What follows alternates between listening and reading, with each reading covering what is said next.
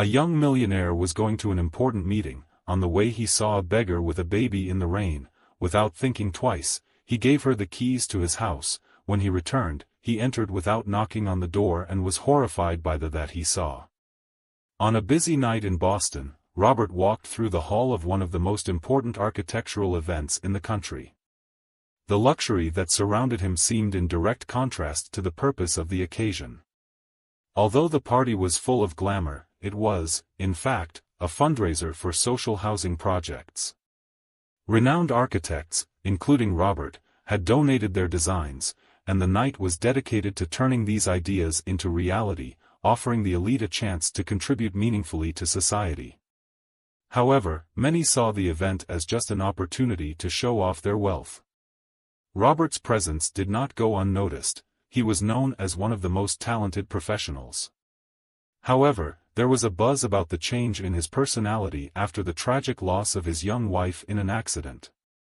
Additionally, he cared for his ailing father, which made him seem distant to some. "He has become a cold man," they commented. But those who understood the complexity of life knew that this was just his way of coping with pain.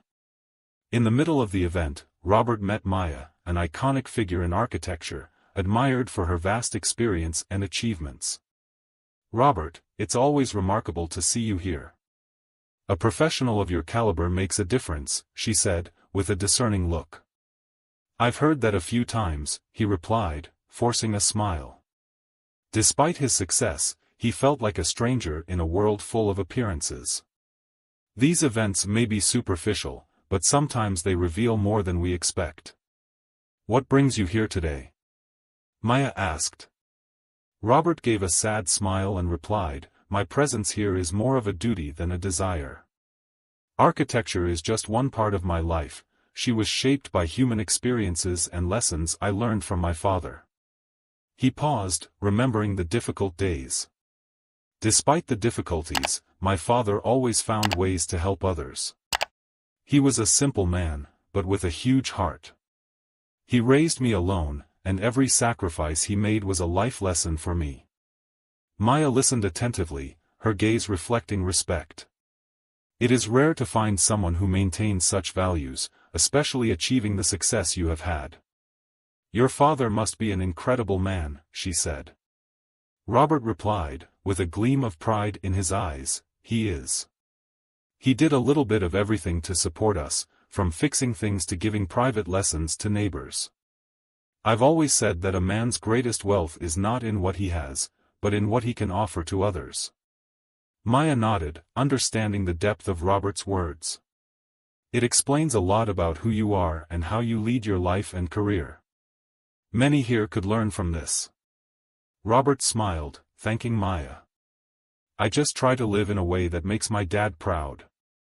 He taught me that the true architecture of life is building bridges between people, creating spaces of understanding and support." Maya smiled with true admiration. She had also started her life simply, studied hard and reached a high level in her profession. But there was a sadness in her eyes, a part of her life she kept secret, related to her own family. After the event, Robert returned home, a place that became more of a refuge than just a living space. Upon arriving, he found his father, Mr. Stephen, watching a program on television. Despite health challenges, he maintained a vibrant and active mind. "How was the event, son?" asked Stephen, with a curious look. Robert replied, "We managed to raise a lot. It was very good, despite the atmosphere of people who believe they are gods because of money. The event was a success. I even talked to Maya about the importance of our work for society." Sitting down next to his father, Robert got up and went to the kitchen. "I'm going to prepare something to eat. Do you want something in particular?" Stephen replied, with a grateful smile, "Anything is fine, son. Don't worry too much about me." Later, as he helped his father settle in for the night, Robert mentioned his plans for the next day. "Dad, tomorrow morning I need to travel to that meeting about the new project. I'll keep everything organized here and Mrs. Anna promised to take a look at you." Stephen, comfortable on the bed, looked at Robert tenderly. You are a good son, Robert. Go and do what you need to do. I'm proud of you. Mr. Stephen had faced many difficulties in the past. Since Robert's mother abandoned them, he has taken on the enormous responsibility of raising him alone. Despite financial adversities, he always prioritized his son's education, firmly believing that every penny he earned would be a path to a better future. Robert, in turn, had invested in his studies with determination and dedication. He took advantage of every learning opportunity, becoming the renowned architect that he was. Even after achieving success, he never forgot his father's struggles and sacrifices, always remaining by his side and taking care of him with the same love and gratitude he received as a child. The next morning, Robert woke up early, preparing himself for the important day that awaited him. He dressed meticulously, choosing a stylish suit suitable for the crucial meeting in a neighboring town. As I walked towards the car, torrential rain began to fall. The driver, already familiar with Robert's route and habits, commented, "Looks like we're in for a rough time on the road, Mr. Robert." Traffic in the neighboring city was chaotic due to heavy rain. Robert's car inched along the congested road, and he watched the rain hitting the window, lost in thoughts about the meeting.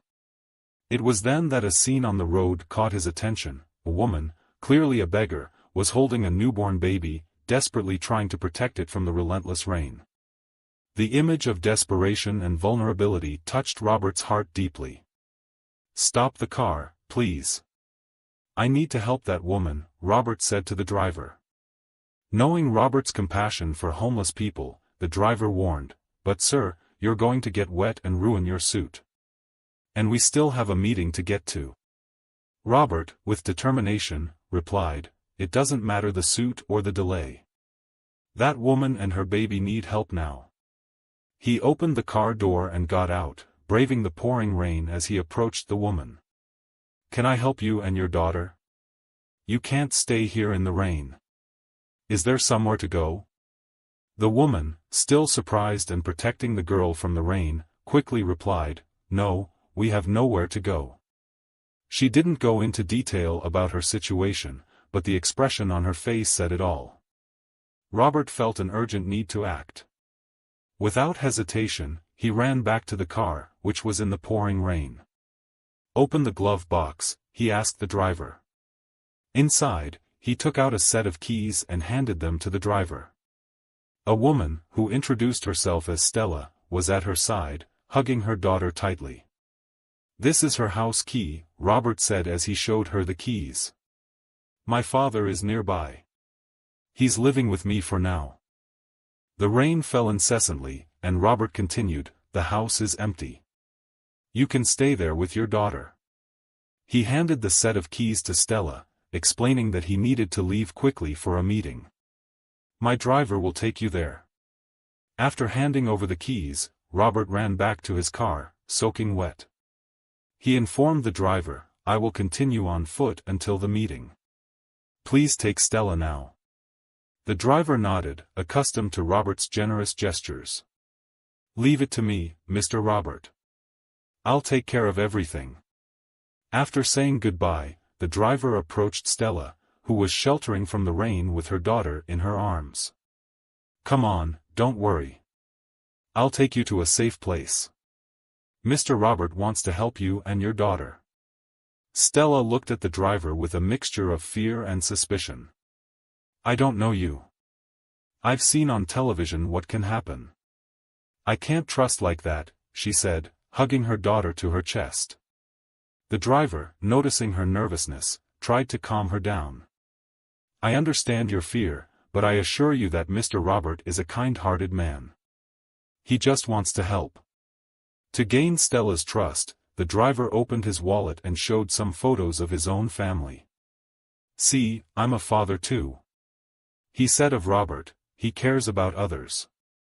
Stella looked at the photos and, although she was still cautious, she began to feel that perhaps this was a real opportunity for refuge. Finally, she agreed to follow him. Carefully, he got into the car, protecting his daughter from the rain, while the driver took her to Robert's father's house. Earlier, they stopped at a market to buy food and diapers. In the late afternoon, after a long and productive meeting, Robert left the building and found his driver waiting. As soon as he got into the car, he asked, "How was it for Stella and the girl? Did you get there safely?" "Yes, Mr. Robert, but I left them at the beginning of the street. I thought it would be easier to maneuver the car," replied the driver. Robert was surprised by the decision. "You should have left them outside, especially with this rain and a little girl."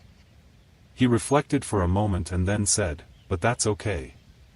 It's been a busy day for all of us. I'll stop by tomorrow to check on them and make sure they have everything they need." As he looked out the car window, Robert thought about everything that had happened. Concern for Stella and her daughter's well-being dominated Robert's mind, but he felt he had made the right decision in helping them. When he arrived home, he barely managed to open the door before being greeted by Mrs. Ramirez, who was taking care of his father in his absence. She seemed to have unexpected news. "Mr. Robert, your father, Mr. Stephen, took a copy of the keys to your house and that's when you left. He said he wanted to spend a few days there. He was feeling bored and a little better," he reported. She hesitated. Robert was surprised by the news, but soon realized he shouldn't ignore it. "He left alone?" he asked, worried about his father's health and safety. Mrs. Ramirez interrupted him. "He said he waited for you to leave because he knew you wouldn't let him go like that. He seemed determined and said he was well enough to be alone for a few days." Upon hearing about his father's sudden decision to go to another house, where Stella and her daughter took refuge, Robert immediately thought about the possible complications. Without hesitation, he asked the driver to take him urgently. The car sped through the streets, and worry rose in his chest. When Robert arrived home, he saw the door open and an ambulance parked outside. His heart sank as he saw his father being carried away on a stretcher. He ran inside, overcome with panic, trying to understand what was happening. "I'm his son. What happened?" Robert asked, approaching the paramedics. One of the paramedics, looking at Robert, calmly explained, "Your father had a stroke. Fortunately, his wife was here and acted quickly. She called the ambulance and that saved his life." Robert felt a whirlwind of emotions, relief that his father was alive, gratitude that Stella was there, and a deep fear of what could have happened. He followed the stretcher to the ambulance, determined to be by his father's side at that critical moment, still in shock.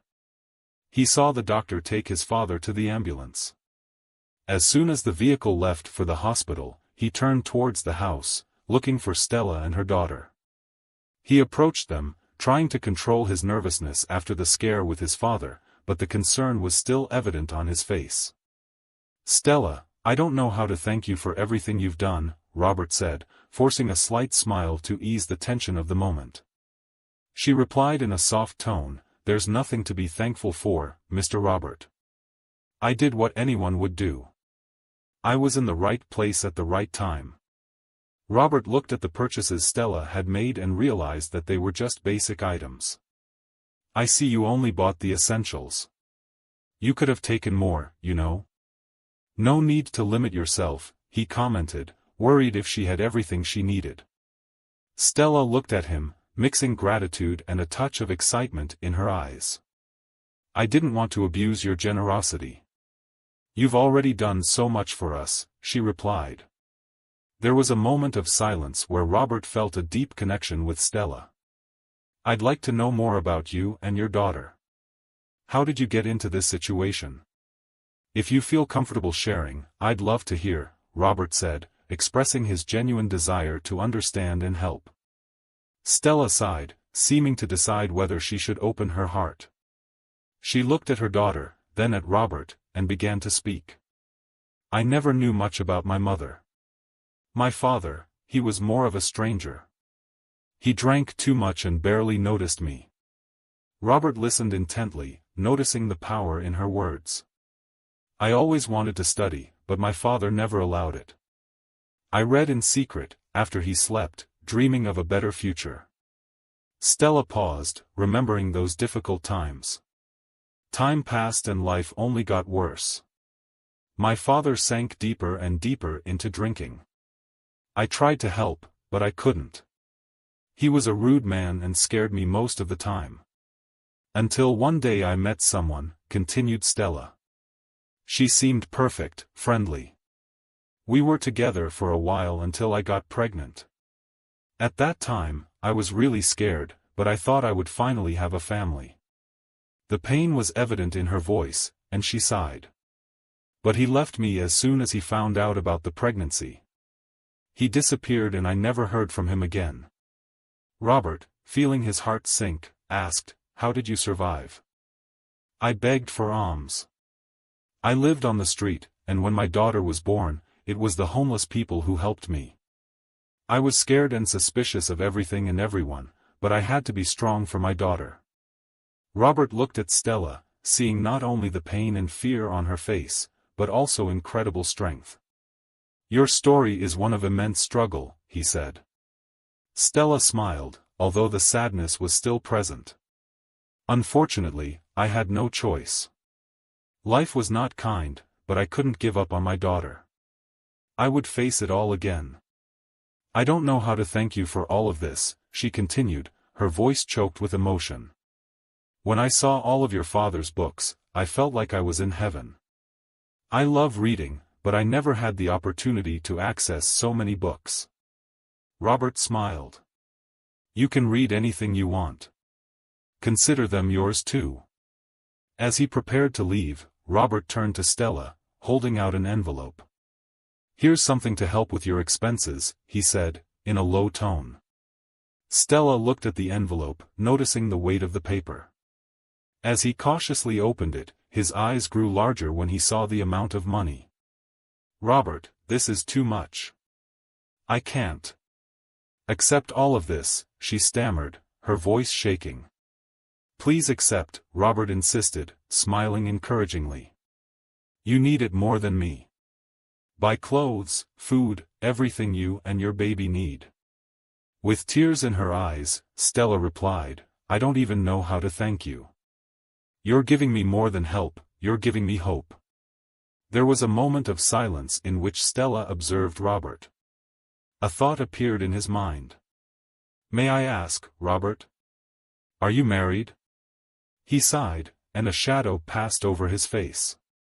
"My wife, she died in an accident, just a month after our wedding. That was 3 years ago." Stella was surprised and saddened by the revelation. "I'm sorry, Robert. I had no idea." He shook his head. "It was difficult, but I learned to live with it. The pain never completely goes away, but we learn to move on."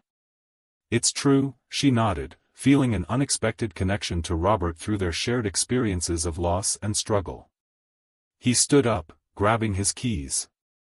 "Well, I have to go now, but please make yourself comfortable here. And if you need anything, call me." "Thank you, Robert," said Stella, sincerely. He nodded, a sad smile on his lips.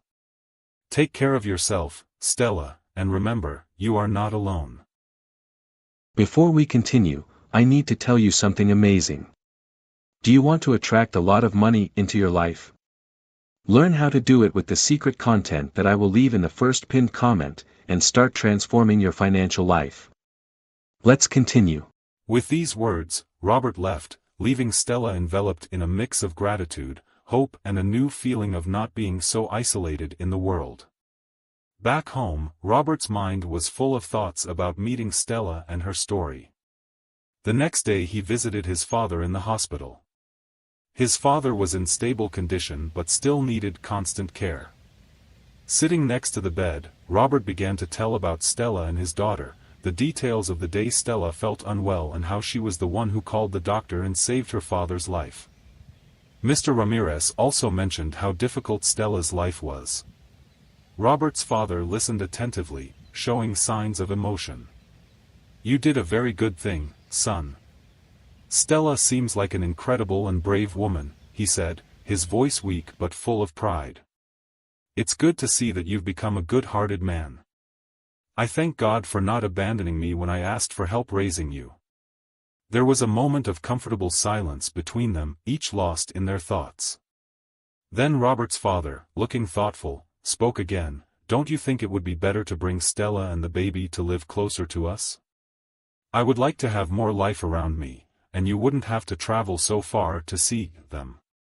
Robert reflected on the suggestion.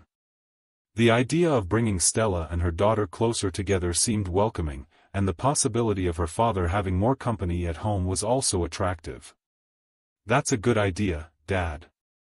I'll talk to Stella about it. I think their presence would bring more joy to our house." Robert's father smiled, excited by the possibility. It would be wonderful to have a little girl in the house. It always brings a little joy. With this new idea in mind, Robert said goodbye to his father, promising to think seriously about the proposal and discuss it with Stella. He left the hospital hopeful, thinking about the possibilities the future could hold for them. After a long day working on a big project, Robert was exhausted but determined to drive to the house where Stella was staying. When he arrived, he found Stella arranging some things in the living room, while the baby played peacefully on the floor. "Stella, I have something important to discuss with you," Robert began, sitting down next to her. She looked at him curiously. "What's going on, Robert?" He took a deep breath, collecting his thoughts. "My house is big, and since my father got sick, it has been very quiet. He really likes to read, and I thought that, since you also like it, you could keep each other company. Besides, he could help you with your studies, if you want." Stella seemed surprised by the proposal. "Are you saying my daughter and I could live in your house?" "Yes," replied Robert. "It would be amazing to have your presence. I think it would be good for my father to feel less alone, and you would have a safe place to stay, as well as having access to all the books he wants." She was silent for a moment, considering the offer. "That would be amazing, Robert. I don't know how to thank you. It would be a huge help to me, and my daughter and I would love to be able to study more." Robert smiled, relieved and happy with his answer. "Then it's decided. Let's do it. I think it will be good for all of us." With a grateful smile, Stella accepted the proposal and ran to collect her and her daughter's things. As soon as they finished, they returned to Robert's house, with hearts full of joy and hope for the opportunity to study and be someone in life. When Stella entered the house, she couldn't hide her surprise. "Wow, Robert! Your house is amazing!" she exclaimed, admiring the space. Robert smiled gratefully. "Thank you, Stella. I hope you and your daughter feel comfortable here." In the following days, the relationship between Stella and Mr. Ramirez, Robert's father, became increasingly close. He had a vast collection of books and, with great enthusiasm, he began to show Stella the ones he found most interesting. Mr. Ramirez picked up an old book and said, "This was one of my favorites when I was younger. I think you'll like it." Stella picked up the book, flipping through the yellowed pages. "It sounds fascinating. Thank you for sharing this with me, Mr. Ramirez," she replied, realizing the special connection forming between them. Seeing Stella's dedication, Robert decided to give up being his father's caretaker. Stella insisted on taking care of Mr. Ramirez when Robert was not home. She cared for him with a mixture of respect and affection, and Mr. Ramirez greatly enjoyed her and her daughter's company. "I really enjoy taking care of your father, Robert. He's been very kind to me and my daughter." "It's the least I can do," Stella said. Robert nodded his thanks. "You are part of the family now, Stella. My father and I are so grateful to have you and your daughter here." As Stella settled into Robert's home, she made sure to offer him not just a home but also independence. One day, while they were talking in the kitchen, Robert brought up the subject. "Stella, I've been thinking," Robert began hesitantly. "I'd like to pay you a salary. You've been amazing taking care of my dad and the house, and I think it's important that you have an income of your own." Stella was surprised by the proposal. Robert looked at Stella, his eyes full of sincerity. "No need. You're already giving me a home and everything my daughter and I need." "I know, but it's important to me that you feel free and independent," Robert insisted. "I want you to be able to buy what you need for you and your daughter without having to ask." With a lump in her throat, Stella replied, "Thank you, Robert. This means a lot to me. It hasn't happened in years. I feel so valued and free." From that moment on, Stella began to receive a regular salary from Robert. For the first time in years, she felt what it was like to have financial autonomy. Now, she could buy clothes for her daughter, choose new books to read and even save money for the future, without the burden of dependence. This new freedom brought a sparkle to Stella's eyes and made her feel more confident and secure. Robert's kindness and respect not only provided him with a safe home, but also the opportunity to rebuild his life with dignity and independence. Over time, the relationship between Robert and Stella became more intimate and affectionate. Robert enjoyed spending time with Clara, Stella's baby, and they often went for walks together. During these tours, Robert shared his passion for architecture, and Stella showed genuine interest, absorbing every word. She also dedicated herself to reading the books recommended by Robert, further deepening the connection between them. The affection they shared began to transform into something deeper. Stella, in her heart, was already in love with Robert, but she kept her feelings to herself, not knowing how to proceed. One day, Robert found himself talking to his father about his feelings, sitting on the porch and watching the sunset. "I think I'm in love with Stella. It's the first time in years I've felt this way, but I don't know how to act." His father, with an understanding smile, looked at him and said, "Son, life is too short for doubts. If you feel this way about Stella, you should tell her. You deserve to be happy." Robert reflected on his father's words. "Do you really believe that? What if she doesn't feel the same way? You'll never know if you don't try. And from what I see, the way she looks at you says a lot," encouraged her father. Inspired by his father's advice, Robert decided he would talk to Stella. He wanted to express his feelings and find out if the affection she felt for him was reciprocated. With a mixture of nervousness and hope, he planned how he would approach the subject. That night, after putting Clara to bed, Stella was sitting in the living room reading when Robert came over and sat down next to her, his heart pounding in his chest. The comfortable silence was interrupted by his soft but hesitant voice. "Stella, can I talk to you about something important?" She closed the book and turned to him, an attentive expression on her face. "Of course, Robert. What's going on?" Robert took a deep breath, seeking courage. "Lately, I've felt something more for you, more than friendship. You've brought a new light into my life. And in this house, I care about you and Clara more than I knew." Stella felt her heart accelerate, surprised and moved by his words. "Robert, I have feelings for you too. You've been amazing to us," she replied, her voice shaking. "Stella, I want to be here for you not just as a friend, but as someone who truly cares. I would love to be a part of Clara's life, taking care of her as if she were my own daughter." Stella felt tears forming in her eyes. Robert's sincerity moved her. "This means a lot to me. Clara and I already see you as part of our family." Since that night, the relationship between Robert and Stella has blossomed. She began attending social and professional events with Robert, and people's reactions were mixed. Some circulated snide comments, derogatorily referring to Stella as the beggar woman Robert took in. In several places, people looked at them with disdain, murmuring among themselves. However, Robert remained indifferent to these judgments, always by Stella's side, who felt increasingly confident and secure with him. At one such event, an elegant cocktail party at an art gallery, Mrs. Maya, a well-known figure in Robert's social circle, approached the couple with a polite smile. "Robert, Stella, it's a pleasure to see you here. I heard about your relationship and I want to congratulate you, she said, maintaining a cordial demeanor. Stella thanked her, a little tense under Ms. Maya's gaze. There was something about the way Maya watched her that made her feel uncomfortable, but she remained calm. Maya's composure continued, even with her critical gaze fixed on Stella. It's a pleasant surprise to see new faces at our events. Stella, you have a charming presence. Thank you, Ms. Maya, Stella replied politely. Before I forget, I would like to invite you to dinner at my house next week.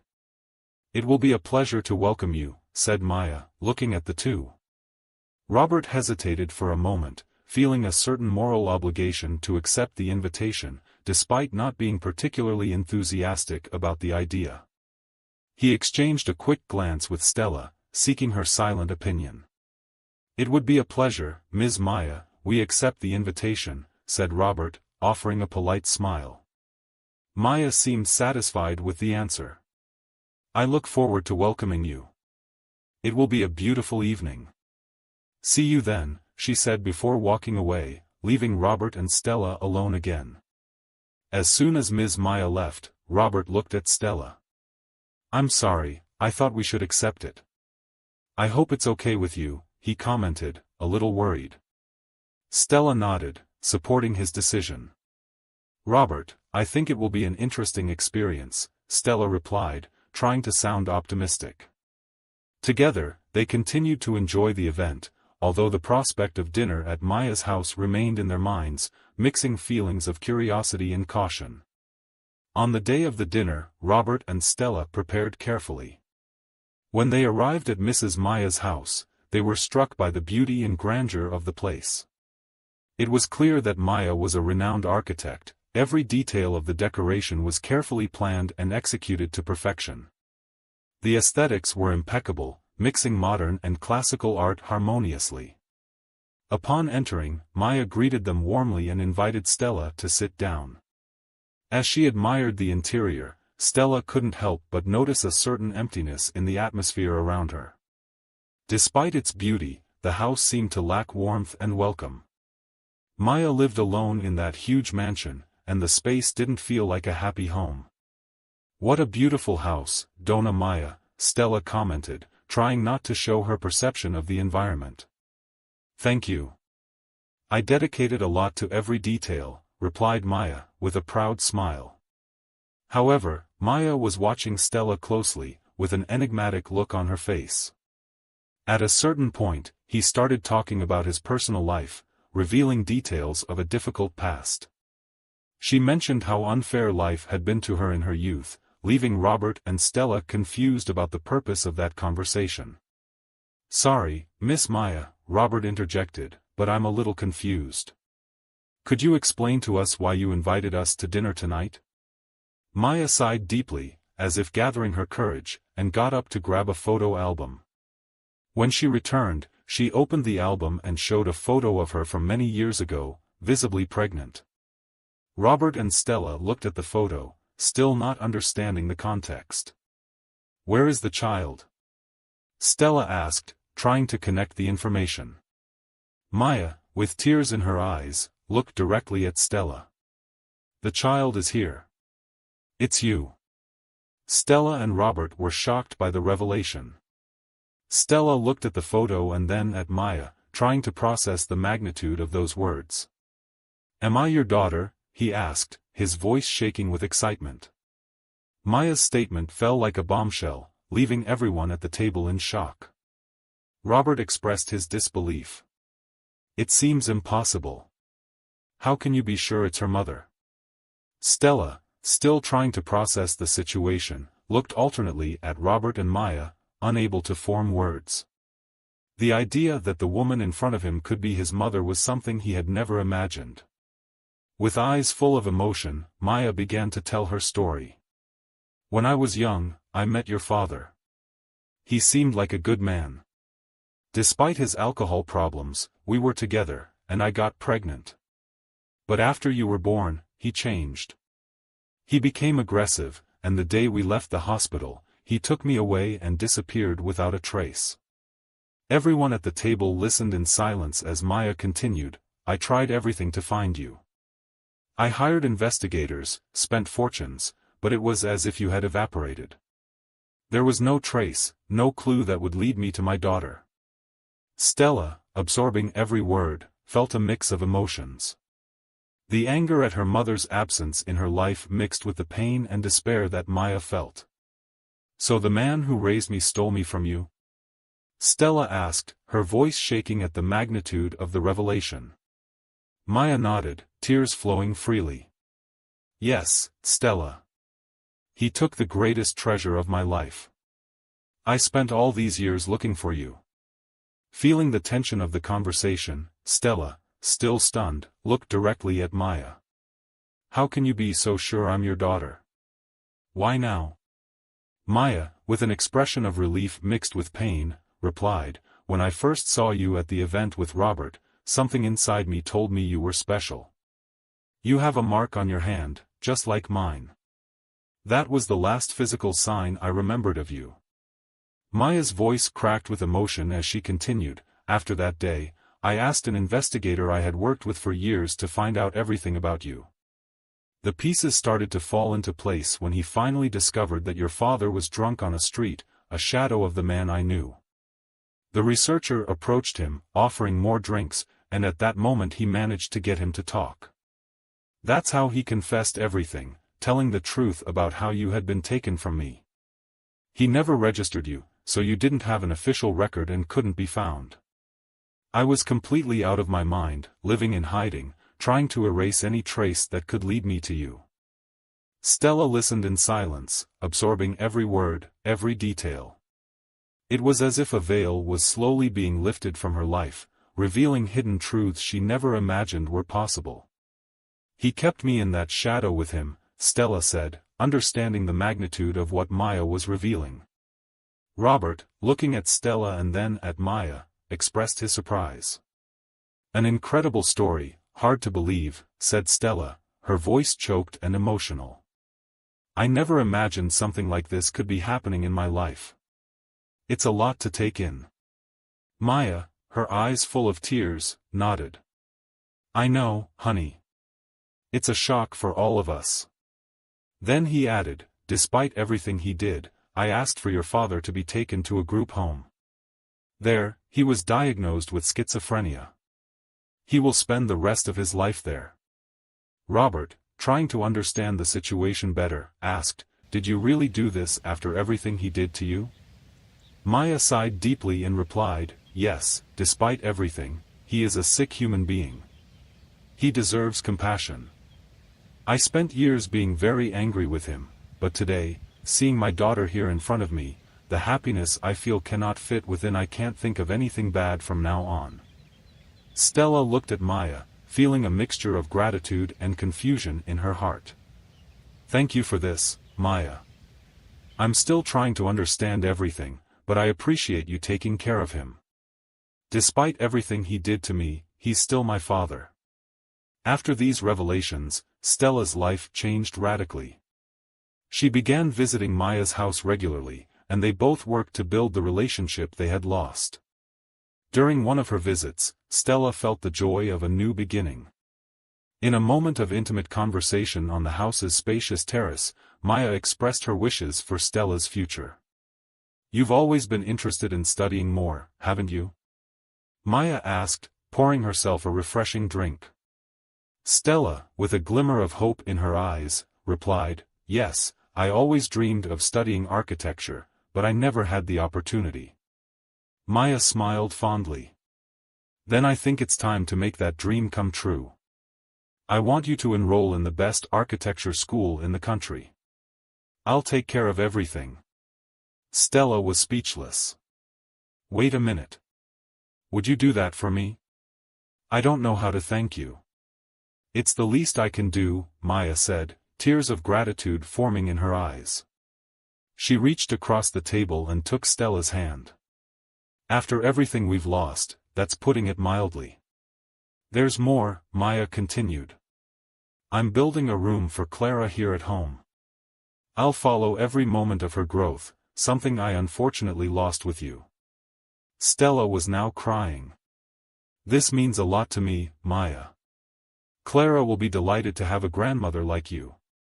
In one of the many warm encounters between Stella and Maya, while Clara played in the garden, Maya confided, "My biggest dream, after meeting you, would be to be a beloved mother to you. But I understand that all this is very recent and I respect your I will do everything in my power to deserve this title." Stella, moved by Maya's words, replied sincerely, "You are already doing so much, Maya.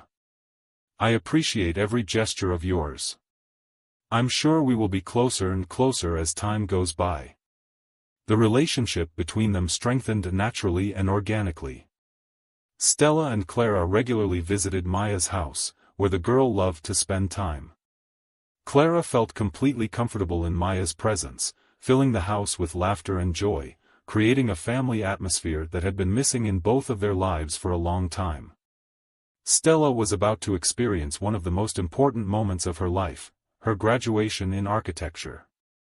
After years of facing challenges and overcoming difficulties, she finally reached the big day. The ceremony was full of loved ones, teachers, friends, and family, all gathered to celebrate his success. As she walked down the aisle toward the stage, Stella felt an intense mix of pride and gratitude. His eyes searched for three special people in the crowd. "Where are you, love?" she thought as she looked for her husband, who always supported her unconditionally. He also wanted to see his father-in-law, who had become a father figure in his life. And, of course, Maya, his mother, the biggest supporter of his career. Upon taking the stage, Stella looked at the audience and began her speech. "I am here not only because of my efforts, but also thanks to the invaluable support of very special people," he said, his voice full of emotion. "My husband, who was always by my side, encouraging me to achieve my goals. My father-in-law, who welcomed me like a daughter and gave me strength in difficult times." Then, his eyes met Maya, and she paused before continuing, "And of course, my dear mother. You gave me more than the opportunity to study, it gave me a home, love and the family I always wanted." Stella's words deeply touched everyone present, especially Maya, who couldn't hold back her tears and covered her face with her hands. Upon hearing the mention of mother, Stella felt her heart warm. She experienced a rush of love and gratitude, as if all the years of struggle and uncertainty had melted away, giving way to a moment of pure joy and connection. As soon as the ceremony ended, Maya approached Stella and hugged her tightly.